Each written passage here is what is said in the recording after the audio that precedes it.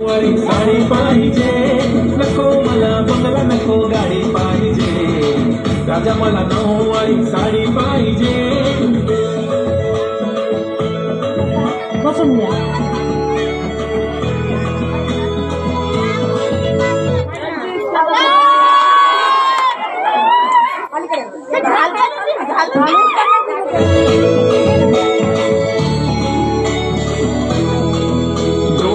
out झालेल्यांनी बाजूला बसा मध्ये मध्ये उभा राहू नका आणि बाकीच्यांना अडचण करू नका प्लीज करून बघा